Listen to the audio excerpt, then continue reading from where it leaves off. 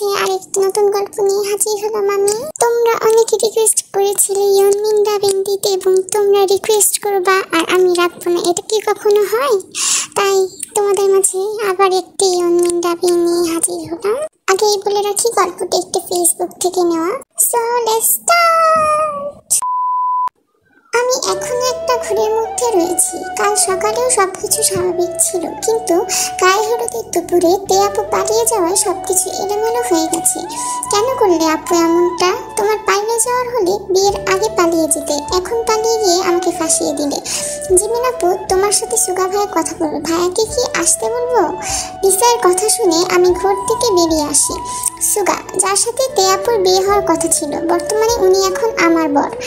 আমি পাল জিমিন, সবাই আদর করে জিমিন বলে ডাকে। আমরা যৌথ ফ্যামিলি, বাবারা 3 ভাই, সবাই একসাথে থাকে। তে আপু বড় চাচার মেয়ে। বড় চাচার 1 মেয়ে 1 ছেলে। ছেলে 1 বছর আগে বিয়ে করেছে।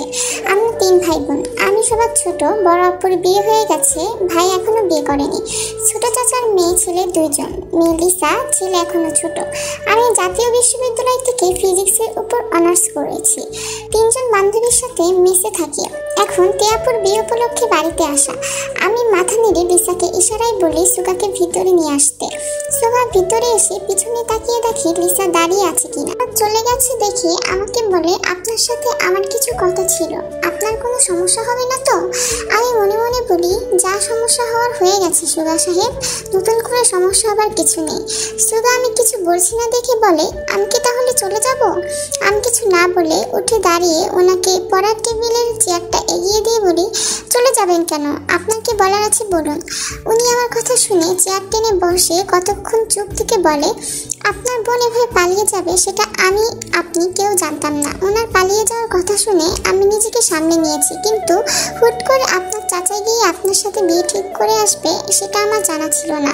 আমি অবশ্য বলেছিলাম আপনার মতামত জেনে তারপর বলতে, কিন্তু আপনার চাচা বললেন আপনি ওনার কথা ফেলবেন না, আর বাবাও রাজি ছিলেন, তাই আপনার সাথে আর কথা বলতে পারিনি। এত কথা বলে সুগার গলা শুকিয়ে গেছে। আমি ওনার দিকে পানির গ্লাস এগিয়ে দিয়ে আবার বসে পড়ি।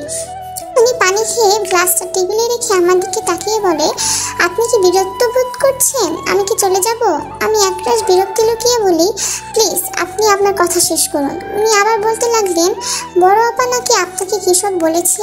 আমি আপার হয়ে আপনার কাছে ক্ষমা চাচ্ছি। আসলে আপা একটু গরম টাইপের মানুষ, তাই আপনার কথা শুনে ভালো লাগেনি। আমি কি বলেছি সেটা কি আপনি শুনছেন? শুনেছি, চিন্তা করবেন না, আমরা সবাই চলে যাব। চাচা সুগা সাহেবদের বাড়িতে গিয়েছিল ক্ষমা চাইতে, কিন্তু সেখান থেকে যখন বাড়িতে এসে বলে সুগা সাহেবের সাথে আমার বিয়ে ঠিক করে এসেছে, তখন আমার মাথায় আকাশ ভেঙে পড়ে। আমি চাচার সাথে এই ব্যাপারে কথা বলতে গেলে মা আমায় রুমে নিয়ে যায়। সেখানে গিয়ে দেখি বাবাও বসে আছে। মা আমায় বলে, কিছু বলিস না, তোর চাচার কষ্ট হবে। এমনিতেই তে যেটা করেছে তোর চাচা চাচি দুজনেই লজ্জিত, এখন তুই কিছু বললে আরো বেশি কষ্ট পাবে। বাবাও বারবার একই কথা বলছে। আমি তখন মা বাবা দুজনকে বললাম, ঠিক আছে আমি কিছু বলবো না, কিন্তু আমার একটা শর্ত আছে। তোমরা চাচাকে বলে দেবে। মা বাবা একে অপরের দিকে তাকিয়ে বলে, কি শর্ত? আমার এখনো পড়ালেখা শেষ হয়নি, আমি এখন ওনাদের বাড়িতে যাব না, আর বিয়ের পরের দিন আমি ঘুরে ঘুরে মেসে ফিরে যাব। তাই ছেলে বা তাদের বাড়ির কেউ যেন রাতে না থাকে। মা কিছু বলতে গেলে বাবা মাকে থামিয়ে বলে, ঠিক আছে আমি তো চাচার সাথে কথা বলে দেখি। বিয়ের পর যখন কথাটা সুগা সাহেবের পরিবারকে বলে, তখন ওনারা প্রথমে না না করে ওঠেন। পরে সুগা সাহেবের বাবা নাকি বলে, কোনো সমস্যা নেই, আমরা রাজি, বৌমার পড়ালেখা শেষ হোক, তারপর দেখা যাবে। তার কিছুক্ষণ পর ওনার বড় বোন এসে আমাকে যা নয় তাই বলে। বড় বোন এরকম করতে পারলে ছোট বোন আর কত ভালো হবে। বাবা কেন যে সবকিছু এত সহজে মেনে নিচ্ছে কে জানে। একজন পালিয়ে গেছে, আরেকজন কি করবে কে জানে। আমার ভাইয়ের মতো কপাল পুড়ল। ওনার কথা শুনে আমার রাগ উঠে গেল। আমি কিছু বলতে নিলেই চাচি আমার হাত ধরে বলে, কিছু বলিস না, এমনিতেই তোর বোন যেটা করেছে লজ্জায় মুখ দেখাতে পারছি না, এখন তুই কিছু বললে বাকি সম্মান যেটা আছে সেটাও থাকবে না। ওনারা ভালো বলে কিছুই বলছে না। চাচির কথা শুনে আর কিছু না বলে চুপ করে থাকি। তাহলে আমরা এখন যাচ্ছি? সুগা সাহেবের কথা শুনে আমি ভাবনা থেকে বেরিয়ে আসি। কিছু না বলে চুপ করে থেকে উনি চলে যেতে গিয়ে আবার ফিরে বলে, ও আর একটা কথা, আপনি নাকি সকালে চলে যাবেন, কখন বের হবেন? আমি বললাম, সকালে ভোর 6টায় বের হব। উনি বলেন, আমি কি আপনাকে এগিয়ে দিতে আসবো? আমি তাড়াতাড়ি করে বললাম, না না, আপনার আসতে হবে না, আমি আমি সবসময় একাই যাই, আমার কোনো সমস্যা হবে না। উনি ও আচ্ছা বলে চুপ করে থেকে বলে, ভালো কথা, আপনি কোন মেসে থাকেন? সবকিছু তো তাড়াতাড়ি হয়ে গেল, আপনার ব্যাপারে তো কিছু জানিই না। আপনি কোন ডিপার্টমেন্টে পড়েন? আমি ফিজিক্সের উপর অনার্স করছি, 3rd ইয়ারে জাতীয় বিশ্ববিদ্যালয় থেকে। গাজীপুরে 3 জন বান্ধবীর সাথে ম্যাচে থাকি। ঠিক আছে, তাহলে আমি যাই। এ কথা বলে সুগা সাহেব উঠে চলে গেলেন। আমি ওনার চলে যাওয়ার দিকে তাকিয়ে রয়েছি। অন্যদিকে তাকিয়ে কথা বলেছি তাই দেখতে কেমন ভালো করে খেয়াল করিনি, তবে উনি চশমা পরেন। বারবার নার্ভাস হয়ে চশমা ঠিক করছিলেন। ওনারা চলে যাওয়ার পর আমাদের অনেক মেহমানও চলে যায়। যেহেতু আমি যাচ্ছি না, বৌভাত হওয়ার কোনো প্রশ্নই আসে না। বাড়িটা এখন শুনশান নিস্তব্ধ হয়ে আছে। সারাদিন মেহমান ছিল বলে তেয়াপুর ব্যাপারে কেউ কথা বলেনি। এখন সবাই চলে যাওয়ায় আবার সবার মাঝে বিষণ্ণতায় ছেয়ে যায়। চাচা চাচি নিজেদের ঘরে গিয়ে বসে আছে।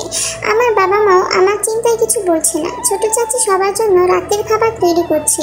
ছোট চাচা অনেক জায়গায় খোঁজ নিয়ে জানতে পারে তেয়াপু ওর ডিপার্টমেন্টের একটা ছেলের সাথে পালিয়ে গেছে। আপু ডাক্তারি পড়ছে। হুট করে চাচা ভালো ছেলে পেয়ে আপুর বিয়ে ঠিক করে ফেলে, তাই ওর প্রেমিকের কথা কিছু বলতে পারেনি। কিন্তু আপুর মতো এত শান্ত একটা মেয়ে এরকম কাজ করবে আমরা কেউ কল্পনাও করতে পারিনি। রাতে বড় আপু ভাইয়ারা এসে আমাকে জোর করে খাইয়ে দিয়ে সুগার ব্যাপারে গুণগান করে যায়। ওরা চলে গেলে আমি শুয়ে পড়ি। সারাদিনের এত ধকল আর শরীরে কুলাচ্ছে না। এর মধ্যে দরজা খুলে লিসা প্রবেশ করে। হয়ে গেছে, এখন আমার কানের প্রকার বের করে ফেলবে। আপু তুমি কি জানো ভাইয়া কি করে? না জানার কি আছে, আপুর সাথে বিয়ে ঠিক হওয়ার পরে শুনেছি। ও, আমি ভাবলাম তুমি জানো না। ভাইয়া যে জগন্নাথের প্রফেসর। তুই কি এখন যাবি নাকি একটা লাথি খাবি? যাক বাবা, আমি আবার এমন কি বললাম? সবার রাগ আমার উপর দেখাচ্ছ কেন? আমি চোখ গরম করে তাকাতে ও মিকি হাসি দিয়ে বলে, আর একটা কথা আপু, তুমি কি ভাইয়াকে দেখেছো? ছবির চেয়ে ভাইয়া বাস্তবে সেই লেভেলে হ্যান্ডসাম। ছি, কি ভাষা, কই থেকে শিখেছিস এগুলো? দেখিস চাচিকে যদি না বলেছি। উফ আপু, তুমিও না এত আনরোমান্টিক। আমি উঠে দাঁড়াতে ও এক দৌড়ে বাহিরে চলে যায়। আমি আবার চুপচাপ শুয়ে পড়ি আর ভাবতে থাকি কালকে ভার্সিটিতে গেলে বোগামকে কি জবাব দেব আমি। সকালে পাখির কিচিরমিচির আওয়াজে ঘুম ভাঙলো আমার। পাখির কিচিরমিচির ডাক শুনতে কেন জানি না ভালো লাগছে। মোবাইল হাতে নিয়ে দেখি 5টা 10 বেজে গেছে। আয় হায়, আমার নামাজ কাজা হয়ে যাচ্ছে। কাল অনেক রাতে ঘুম এসেছে, তাই দেরি হয়ে গেল। তাড়াতাড়ি করে উঠে ওয়াশরুমে গিয়ে উজু করে নামাজ পড়ে বাহিরে এসে দেখি মাকে কিচেনে চিন্তিত হয়ে কি যেন করছেন। আমি এগিয়ে গিয়ে মাকে বললাম, কি হয়েছে মা, কি ভাবছো? তখন মা আমার দিকে অসময় দৃষ্টিতে তাকিয়ে বলেন, তুই কি সত্যি সত্যি চলে যাবি? মা, আমি 2 দিনের ছুটি নিয়ে এসেছি, তাহলে কেন যাব না বলো? ও বাড়ির মানুষগুলো কি বলবে বল? নিহাত ওনারা ভালো মানুষ, তাই এখনো কিছু বলছে না। সেটা আমি কি জানি মা। আপু পালিয়ে যাওয়ায় তোমরা আমাকে জোর করে বিয়ে দিয়েছো। আমি তোমাদের সম্মানের কথা ভেবে কিছু বলিনি। এখন সামনে আমার পরীক্ষা, আমি মাত্র 2 দিনের ছুটি নিয়েছি, আর থাকতে পারবো না। মা আমায় বারবার পিছনে তাকাতে ইশারা করছে। আমার মেজাজ খারাপ হলে কখন কি বলি বুঝি না। এখনো মায়ের ইশারা বুঝতে পারি নাই। পিছন থেকে কাশির আওয়াজ শুনে তাকিয়ে যা দেখি, এই মুহূর্তে সেটা দেখার জন্য মোটেও প্রস্তুত ছিলাম না। ডাইনিং রুমে চাচার সাথে সুগা সাহেব দাঁড়িয়ে আছে। আমি কি বলবো বুঝতে পারছি না। উনি কেমন মানুষ? রাতে না বললাম আসতে হবে না, তবুও চলে এসেছে। আমাকে আমতা আমতা করতে দেখে চাচা বললেন, তুমি কতক্ষণে বের হবে জিমিন মা? আমি কোনো রকম বললাম, ওই তো চাচা 7টায় বের হবো। ঠিক আছে, তাহলে নাস্তা করে নাও, সুগা তোমাকে এগিয়ে দেবে। আমি তো একাই যেতে পারবো চাচা, কাউকে আমার সাথে যেতে হবে না। ভাইয়া আমাকে কিছু বলতে বারণ করেছে, কিন্তু আমার রাগ উঠে গেছে সুগাকে এখানে দেখে।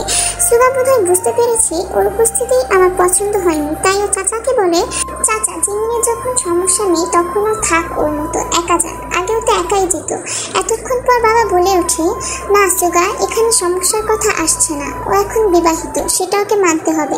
আগে কিভাবে যেত সেটা এখন বললে হবে না। তারপর আমাদেরকে তাকিয়ে বলে, তোমার কাছ থেকে এরকম ব্যবহার আমি আশা করিনি। যাও, রেডি হয়ে নাও। আমারও বলতে ইচ্ছে করলো, তোমরা আমার সাথে যেটা করেছো সেটাও আমি আশা করিনি। আমি আর কিছু না বলে রুমে চলে আসি। রুমে এসে মোবাইল হাতে নিতে আমার বুকের ভিতর মোচড় দিয়ে ওঠে। বোগামের অনেকগুলো কল। কি বলবো ছেলেটাকে? আমি বোনের বিয়ে খেতে এসে নিজেই বিয়ে করে নিয়েছি। আমার দম বন্ধ হয়ে আসছে, আর কিছু ভাবতে পারছি না। আপু, তোমায় আমি কখনো ক্ষমা করবো না। কেন করলে এরকমটা? জিমিন রুমে আসতো, চাচা বলে, তুই এভাবে কেন বলেছিস? সুবিন জিমিনের বাবার নাম। মেয়েটা কষ্ট পেল। একটু পাক ভাইয়া, তাহলে সহজেই সম্পর্কটা মানতে পারবে। সুগা যেন একটা গেরাকলে এসে পড়েছে। ওর মতো বিশ্ববিদ্যালয়ে হ্যান্ডসাম প্রফেসরকে একটা মেয়ে বিয়ে করবে না বলে পালিয়েছে। এখন যার সাথে বিয়ে হয়েছে সেও মেনে নিচ্ছে না। সুগা মনে মনে বলে, বাহ বাহ, তোর কি কপাল রে সুগা, মেয়েরা তোর একটু অ্যাটেনশন পাওয়ার জন্য ঘন্টার পর ঘন্টা বসে থাকে, সেখানে তোর বউ তোকে পাত্তা দিচ্ছে না, ভাবা যায় এগুলা?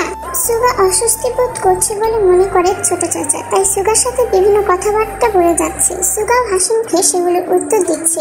জিমিনের মা এক দৃষ্টিতে সুগার দিকে তাকিয়ে বলে, দেখো বড় ভাবি, ছেলেটা কত ভালো, এত কিছু হয়ে গেছে, এখন আমাদের সাথে কত সুন্দর করে কথা বলছে।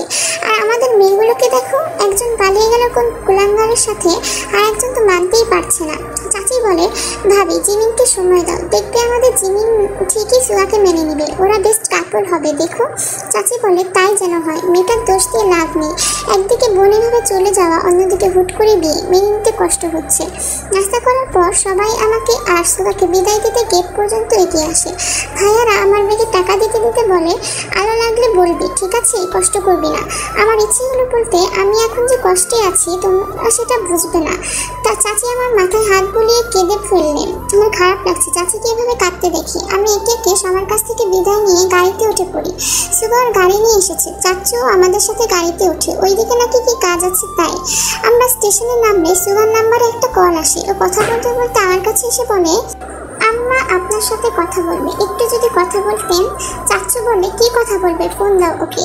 চাচু আমাকে ইশারায় ফোন নিতে বলে। আমি ভয়ে ভয়ে মোবাইল হাতে নিই, না জানি কি বলেন উনি। আমি সালাম দিয়ে চুপ করে থাকি। উনি বলেন, কেমন আছো মা? আমি একটু অবাক হয়ে বলি, জি ভালো আছি, আপনি কেমন আছেন? উনি আরো কতক্ষণ কথা বলে, মোবাইল সুগাকে দিতে বলে। আমি মোবাইল ওর হাতে দিয়ে সরে দাঁড়াই। চাচু আমাকে সুন্দর করে চলতে পড়তে বলেছে। আমি কিছু না বলে মাথা নেড়ে যাচ্ছি। সুগা দেখি হাতে অনেকগুলো প্যাকেট নিয়ে আসে, বলে, নিন এগুলো গাড়িতে খাবেন। আমি প্যাকেট হাতে নিয়ে দেখি চকলেট, চিপস আরো অনেক কিছু। আমি হাসবো না কাঁদবো বুঝতে পারছি না। আমাকে কি উনি বাচ্চা পেয়েছেন? চাচুর দিকে তাকিয়ে দেখি চাচু মিটিমিটি হাসছে। চাচু বলে, আমি তাহলে এখন যাই, গাড়ি ছাড়া অব্দি না হয় সুগা থাকুক তোর সাথে।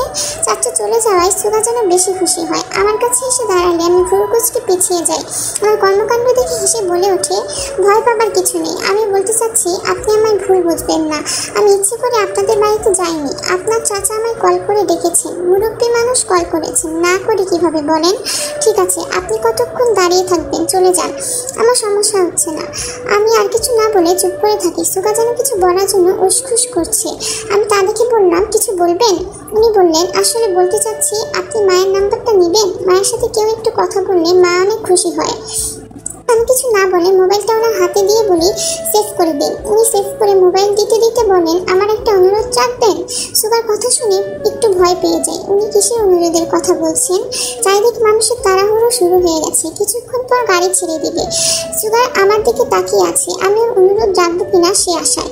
আমি কোনো রকম মিনমিন করে বলি, কি অনুরোধ বলেন? বড় ভাই আমাদের বিয়ের গিফট হিসেবে হানিমুনের সব খরচ দিবে বলেছে। এখন জিজ্ঞেস করছে কোথায় যাব আমরা। উনি টিকিট কাটবেন এবং ব্যাপারে বড় ভাবি আপনার সাথে কথা বলবেন। বলছি, বড় ভাবির কল করলে না বলবেন না প্লিজ, তাহলে ওরা কষ্ট পাবে। আপনি শুধু ভাবিকে বলবেন সামনে আপনার পরীক্ষা, বাকিটা আমার উপরে ছেড়ে দিবেন। বলবেন আমি যেটা বলি সেটাই যেন করে, ঠিক আছে? দেখি আমি কি করতে পারি। আমি ওনার কথা শুনে অবাক হয়ে তাকিয়ে থাকি। কেমন মানুষ ওনারা, এরকম ভাবে বিয়ে হয়ে গেছে, এর মধ্যে হানিমুন কিভাবে সম্ভব? আমি আর ভাবতে পারছি না। কোনো রকম মাথা নেড়ে হ্যাঁ বলি। আমার থমথম মুখ দেখে উনিও আর কিছু বলেনি। আচ্ছা, ওনার ভার্সিটি তো খোলা, উনি ভার্সিটিতে যাবেন না? আমি 7 দিনের ছুটি নিয়ে এসেছি বিয়ে উপলক্ষে, এখন তো যাওয়া ঠিক হবে না, তাই 4 দিন পর যাব। ওনার কথা শুনে আমি অবাক। এই প্রফেসর বেটা আমার মনের কথা কিভাবে বুঝলো? এর মধ্যে গাড়ি ছেড়ে দেওয়ায় আমি আর কিছু না বলে সোজা হয়ে বসি। গাড়ি কিছু তো যাওয়ার পর আমি হালকা ঘাড় ঘুরিয়ে দেখি সুগা সাহেব মাত্র গাড়িতে উঠছে। তার মানে উনি এতক্ষণ এখানে দাঁড়িয়েছিলেন। আমার আবার নতুন করে খারাপ লাগা শুরু হলো। ভার্সিটিতে গেলে বোগামের মুখোমুখি হয়ে কি বলবো? মেসে দিয়ে দেখি যিশু, জনি, রোজ ওরা 3 জন বের হয়ে গেছে। আমাকে দেখি 3 জনে জড়িয়ে ধরে। আরে আরে কি করছিস? ছাড় আমাকে, যেভাবে ধরেছিস আমার দম বন্ধ হয়ে আসছে। ওরা আমায় ছেড়ে দেয়। জেনি বলে, কিরে ছুটি 3 দিনের মিলে আজকে চলে আসলি যে? যিশু চশমা ঠিক করতে করতে বলে, সব ঠিক আছে তো? রোজ বলে, তোরাও না, বোনের বিয়ে হয়ে গেছে, এখন ওর পালা না, সেটা পাকাপোক্ত করতে তাড়াতাড়ি চলে আসছে। বুঝলাম না, কি বোঝাতে চাচ্ছিস? তুই কখনো কি সহজ কিছু বুঝেছিস? সব বুঝিয়ে বলতে হয়, গাধি একটা। যিশু নাক মুখ কুচকে আমার চশমা ঠিক করে বলে, আমি মোটেও গাধি নয়, তোদের এসব কথা আমি বুঝি না। জিমি দুজনের মাথায় গাঁটটা মেরে চুপ থাকতে বলে। ইশারা জিমিনকে দেখায়। জিমিনকে এত চুপচাপ থাকতে দেখে ওরা তিনজন অবাক হয়ে যায়। জিমিন ওদের কথার মাঝে ওয়াশরুমে ঢুকে। ও ওয়াশরুমে চলে গেলে রোজ বলে, জিমিনের কি হয়েছে বলতো, ও তো এত চুপচাপ থাকে না, তারপর বোনের বিয়ের কথাও তো কিছু বলে নাই। আমি ওয়াশরুমে গিয়ে মুখে কতক্ষণ পানি দিয়ে বের হয়ে দেখি ওরা বিরস মুখে আমার জন্য বসে আছে। তো তিনজন কি রেডি? ওরা মাথা নাড়িয়ে হ্যাঁ বলে। আমিও তাড়াতাড়ি করে রেডি হচ্ছি। তখন রোজ আবার জিজ্ঞেস করে, কিরে একদিন আগে চলে আসলি যে, আজকে না তিয়াপুর বউ ভাত? আমি এবারও চুপ করে আছি। আসলে ওদের কি বলবো বুঝতে পারছি না। ওদের কাছে কখনো কিছু লুকায়নি, আজ মনে হয় সেটাই করতে হবে। নিজেকে সামনে নিয়ে বললাম, বউ ভাত হচ্ছে না বুঝলি, তোদেরকে বললাম না অনুষ্ঠান হবে না, এখন শুধু কাবিন হয়েছে। আপুকে গিয়ে নিয়ে গেছে? হ্যাঁ। আপুর সাথে দেখা না করে চলে আসলি যে? আজকে তো আপুকে দেবে না, কালকে কখন দেবে ঠিক নাই, তাই আমি আর অপেক্ষা করিনি বুঝলি, মোবাইলে কথা বলে নিয়েছি। বুঝলাম আমার বান্ধবী, তুমি কেন চলে এসেছো সেটাও আমি বুঝে গেছি।